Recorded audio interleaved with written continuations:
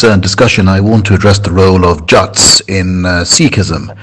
And there are a lot of people who come up with this assertion or statement that, the Jats were peasants and they were uplifted by Guru Gobind Ji and by the Sikh gurus. This is nonsense.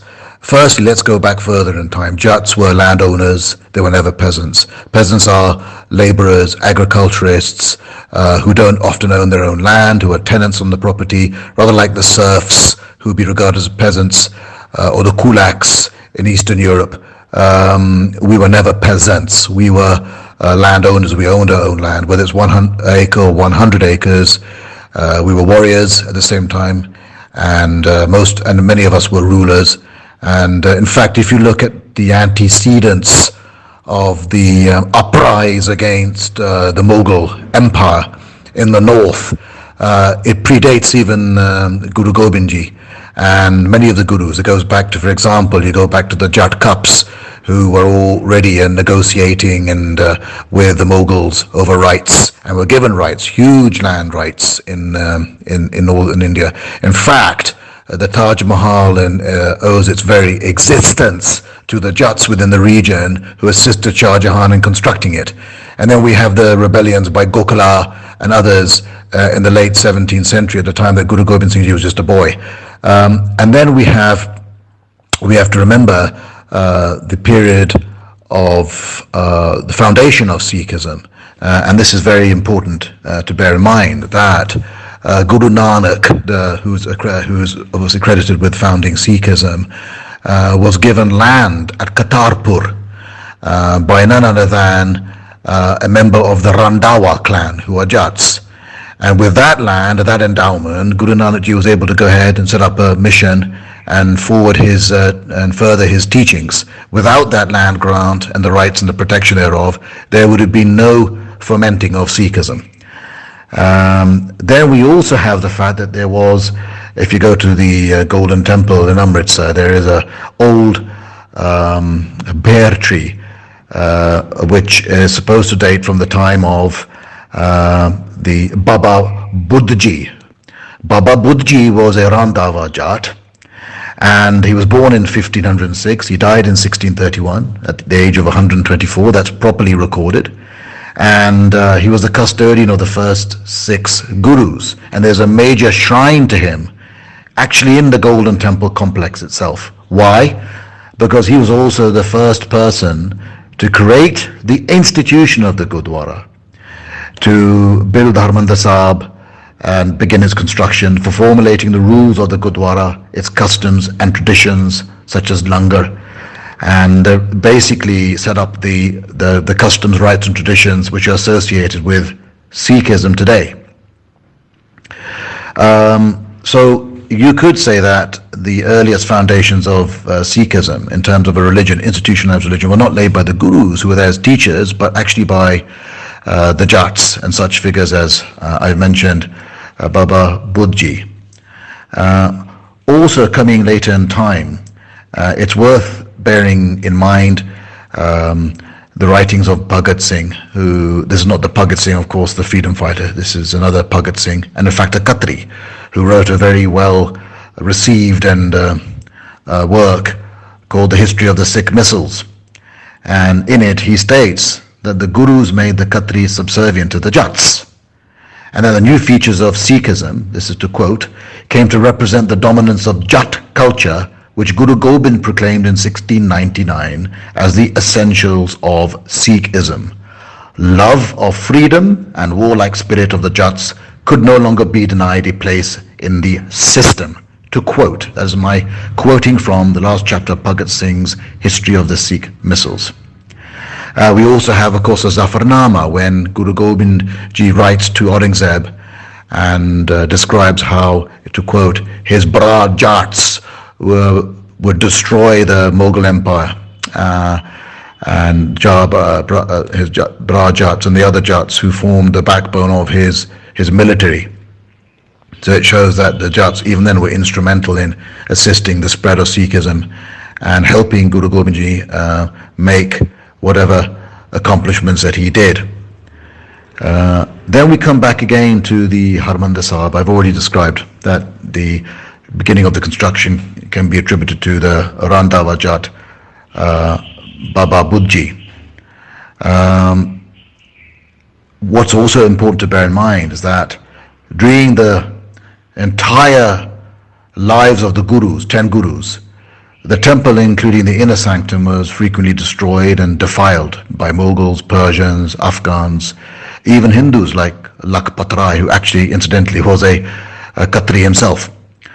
And the temple had been left unoccupied for many periods, in fact for a century, over a century after Guru Arjan. That was all reversed with the conquests made and by the Jat Sikh missiles, in particular the Dillon Jat Sikh missile, Bangi missile, which conquered Amritsar in 1761 and laid the modern foundations of the city, which was continued by, of course, Maharaja Ranjit Singh, the most famous Jat of all, of the construction that now is associated with Harmandir Sahib, the Akal Takht, and the Golden Temple itself. And it was a golden temple. The very name Golden Temple is only because of Maharaja Ranjit Singh covering it with gold leaf and endowing it and reconstructing it with marble, thus making it the second most visited monument in India today after the Taj Mahal, and one of the most famous monuments in the world, no thanks to the Khatris. Besides the Golden Temple, one also has to bear in mind that the most famous Gurdwaras, the most sacred Gurdwaras, were built by whom? Again, Jat Sikhs. If you take the 7 oldest and most sacred Gurdwaras in Delhi alone, such as Bangla Sahib, they were all built by the Jat Sikh Sardar Baghel Singh Dhaliwal in 1775, and one of the many invasions that he and his Jat Sikhs made of Delhi. Then we come to the next stage of Sikhism, the next major developments, which was at the time of the Sikh missiles. So we have to ask the question, who created the Sikh Panth, the Dal Khalsa, the Jatedars, the Misildar system, comprised of the 12 missiles, with that the Budh and the Tarana Dal, even the Akali, as we know, the Akalis as we associate today, Jats, and in particular one Jat, Nawab Kapoor Singh Vark. Whereas the 10 Khatri Gurus created Sikhism, it is the 12 Jat Sikh missiles, and all 12 owed their origins to the Jats, were either conceived of Jats, created by Jats, or led by Jats, every single one of them. Aluwalia missile was actually a Jat. He was Walia from Alu village who married Kalal, or the distiller caste, but still were Jats. Ramgarhia missile was founded by Jasa Singh Ramgarhia, who was a Tarkhan. Ramgarhia takes its name from Rangar Fort. So all carpenter castes now in Sikhism claim that they call themselves Ramgarhias. They're not Ramgarhias. The only Ramgarhias are those who belong to that missile, named after the fort. And in fact, the successor to that missile are Jat Sikhs, including Mr. Sukhdev Singh Sandhu, who today is bringing his case in the High Court in Delhi and has proved his case, because after Jasa Singh Ramgarhia, it was inherited by Jats.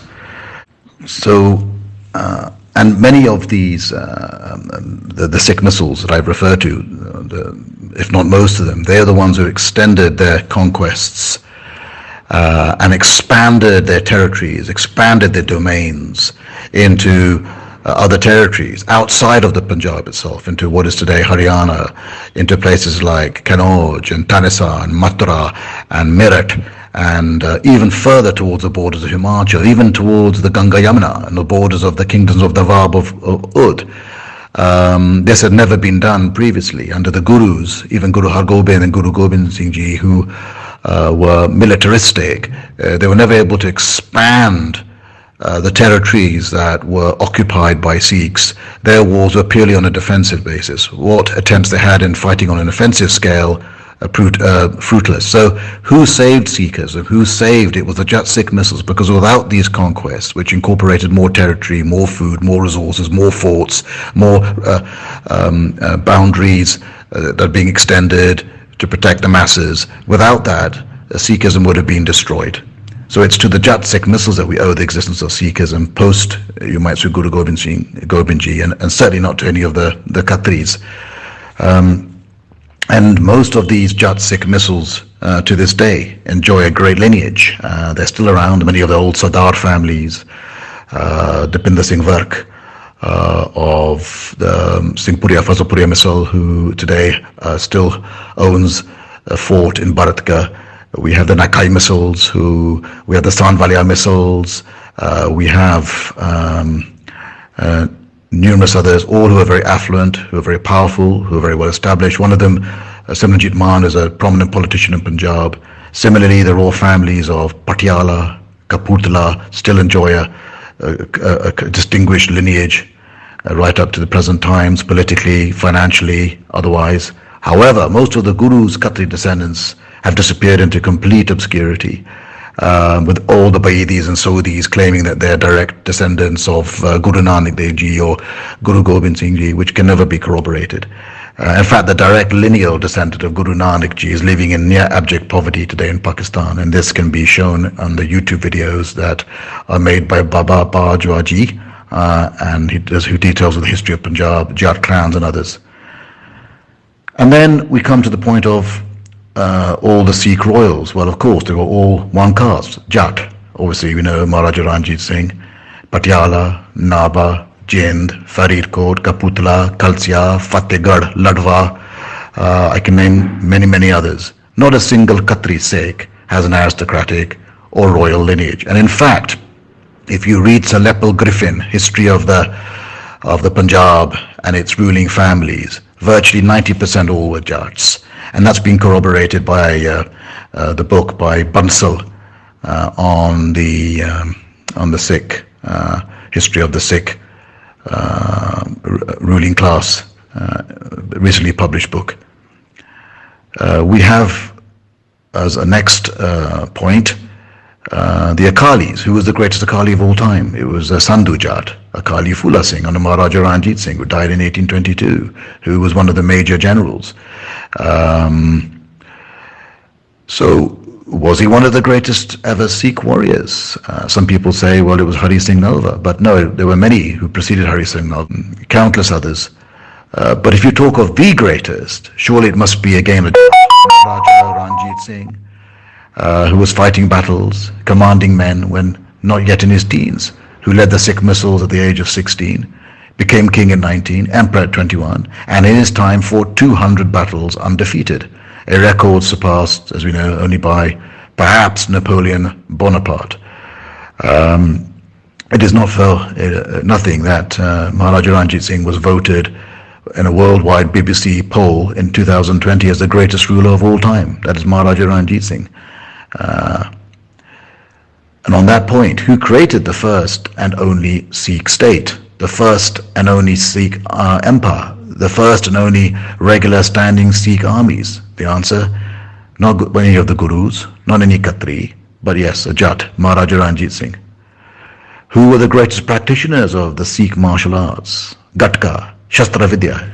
It wasn't Guru Gobind Ji, it wasn't Guru Har Gobind Ji, it was Veer Singh Dillon, the Dillon family, who were the rulers of Gurdaspur and their ancestors.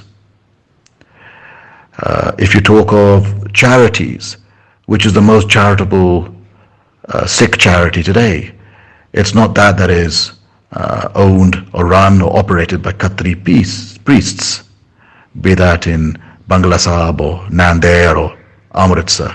It is the Khalsa Aid, which was founded by a Sidhu Jat. And at the same time as Khatri Sikhs such as Manjinder Singh Siyarsa are milking our Gurdwaras for personal gain, Khalsa Aid is being praised worldwide for its humanitarian work towards people of all races and faiths. In fact, Sidhu has just been praised by the President of Turkey for the charitable work done by Khalsa Aid in the aftermath of the Turkish earthquake. And you never know, such as its charitable work for people of all faiths, all races, all religions throughout the globe, that he may be a candidate for the Nobel Peace Prize. So this is the same time, I should add, that Khatris are milking the Gurdwaras and making them financial institutions rather than religious institutions. Just to give you a small example, if you go to the Golden Temple in Amritsar. And let's not forget again, Manjinder Singh Sirsa was the president of all the Gurdwaras in India when he was a member of the Shiromani Akali Dal. Now they're charging 12,000, 15,000 rupees just to be able to matta take, to be able to go straight up to the shrine in the Golden Temple, the head of the queue. They're giving away langar food in packages, takeaway at a price, at a cost, when in fact all langar has to be given free. And in fact, all admissions to the Gurdwara is free, regardless of race, creed, financial status. So it shows you how the Khatris, rather than contributing to Sikhism, they have corrupted it. Why? And how, in fact, it's the Jats who are preserving the Sikhism, its qualities, its honor, its value systems, its military traditions. Then we have also the largest charity in India today, which is the Radha Swami Satsang Vyas, founded and headed by Jat Sikhs, Garhwals and Dillons. So why I'm giving these examples is trying to show that the contribution of Jats to Sikhism is such that you could say to a large extent Jatism and Sikhism is synonymous. That it's Jats who made Sikhism, not Sikhism that have made Jats. Jats who defined Sikhism, not Khatris. The Khatris were the gurus, were the teachers. They imparted the morals, but they can't be regarded exclusively as creating Sikhism as we see and describe and envisage and recognize Sikhism today. And if you look even at the unity of Sikhism, who are the most loyal Sikhs? Certainly not Khatris, such as former Shiromani Akali Dal Manjinder Singh Sirsa, who joined BJP along with many of his other Khatri Sikh contemporaries, so as to prevent the CBI and ED raiding their homes and seizing all their black money. And this is the same Sirsa who, upon leaving Shiromani Akali Dal, resigned from the head of the Gurdwara committees. And then withdrew his resignation, despite the fact that he joined a party which is the very antithesis of Sikhism. It just shows that the man has absolutely no sense of honor or self-respect. It is the Jat Sikhs specifically who are still fighting for Sikh rights and risking their life and limb in the process, who are not flocking to BJP just to protect their assets and to protect themselves from going to prison for crimes that they know that they have committed and which can easily be detected. No, it's people who have nothing to hide and are prepared to champion their religion and their cause to the death, as Jat Sikhs always did. Take example of Simranjit Maan, who quit his lucrative IPS career many years ago during the insurgency in Punjab in order to champion Sikh rights, and has remained consistent to that cause to this day. So, yes, who is the greatest Sikh of all time? Some might say, well, it's Guru Gobind Ji, it's Guru Nanak. No, the fact is it has to be the Jat Maharaja Ranjit Singh, given that again in a BBC poll in 2020, he's regarded as the greatest ruler of all time. Which are the most decorated regiments in the Indian army? The Jat and predominantly Jat Sikh regiment. Of course, there's no Khatri regiment. Who are the tallest Sikhs in the Indian army? Answer: the Jat Sikhs. The president's bodyguard, like its British imperial predecessor, the Viceroy's bodyguard, recruited only Jats because of their superior height. 1/3 Hindu Jat, 1/3 Sikh Jat, and 1/3 Rajput, but 2/3 Jat, and a third of that, of course, Sikh Jats. Who among Sikhs are physically the strongest? Well, we know that. If you take wrestling, martial arts, MMA, there are many names. Dara Singh, Tiger Jeet Singh, Tiger Ali Singh, Tiger Dalbir Singh, Sukhi Singh Garhwal, Jinder Mahal, Arjun Buller, not a single Khatri. Who are not only the bravest ever Sikhs in history, but the bravest ever soldiers in history. Not the Sikh Gurus and their Khatris, but the 21 Sikh Jats of the exclusively, solely and specifically Jat 36th Sikh Regiment. Yes, at Saragahai, listed by UNESCO as the greatest act of bravery by soldiers in world history, as the greatest last stand and as the greatest defense, as against the odds. Who were the greatest Sikh martyrs in modern times? Not Khatris. All were Jats: Kartar Singh Saraba, Bhagat Singh, Udham Singh, which was the first freedom organization in India to resort to armed resistance against the British.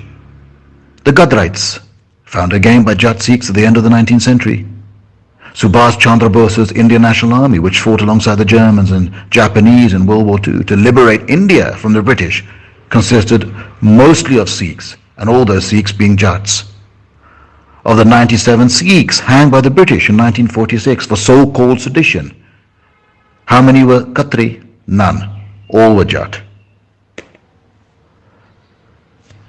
If we take the accomplishment of Jat Sikhs abroad, Jat Sikhs having established their reputation as the most successful immigrant community among the diaspora, highest per capita income, certainly among Sikhs. Look at their accomplishments. The first Sikh origin and youngest ever US governor. The first ever Asian and non-white, I think, governor of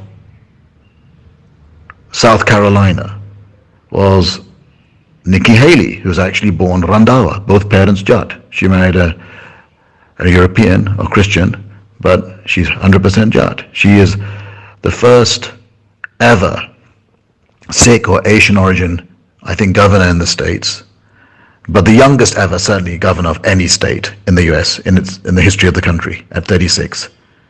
Who were the first ever Asian and Sikh attorney generals in the USA? Jats.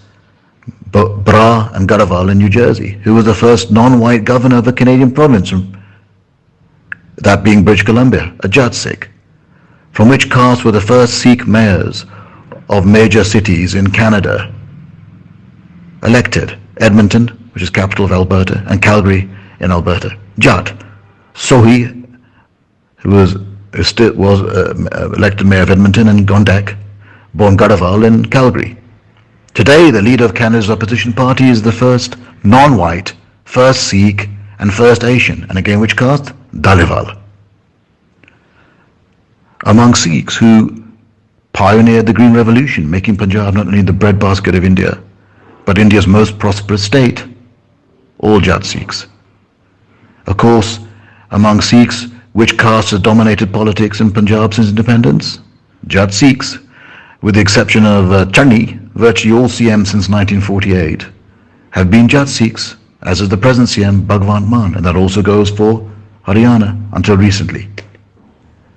And so, if you look at the achievement of Sikhs in politically, militarily, it's mostly by the Jat Sikhs in India and abroad. Even if you take commerce and business, the first ever Asian billionaire in America, the youngest as well, Dashan Singh Dhaliwal, the petro king of United States. If you take in the youngest billionaires in India, both of them Jats, or be it not Sikh Jats, but Hindu Jats, India Bulls, and Policy Bazaar, and numerous other cases.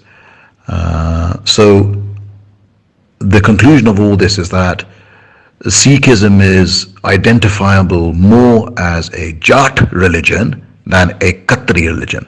Yes, the Khatris were there who gurus who began putting together their teachings, all of which were finally formulated and collated and collected into the Granth Sahib. But to say that Sikhism is Khatri owned or dominated, or that it's synonymous with Khatris, is like saying Christianity is synonymous with Jews. I mean, Jesus was a Jew, and we owe Christianity to the teachings of Jesus Christ, but very, very few Christians will associate themselves as Jews. Similarly, with the majority of Sikhs being Jats, I can assure you that very few will associate themselves with being Khatri. Yes, the religion came into being because of the teachings of Khatri gurus, but it also owed its existence and its survival and its progression to the Jats. So we are as much as instrumental in creating Sikhism as the Sikh Khatri gurus. Kartarpur Sahib has been opened as not open, but the Gurdwara has been re-established, and links with Sikhs from India has been established, so that now Sikhs can travel from India to Pakistan to pray at Kartarpur Sahib. The administration has been set up. Is again due not to any Khatri, not a single Khatri, not even a single Bedi or Sodhi. It's due to the former CNC of Pakistan, Bajwa, who is a Jat, and Navjot Sidhu, a fellow Jat here in India. So these two Jats, one in Pakistan and one in Punjab, have actually enabled Sikhs to reclaim one of the most sacred sites in Gurdwaras. Yet, ironically, the very people who are now controlling those Gurdwaras as priests, Gyanis, Gantis, of course the Khatris, for money-making enterprises as ever. So we do, the Jats, the hard work for preservation of the religion, and those who then make a disgrace of it all after we've achieved so much are these baseless Qatris.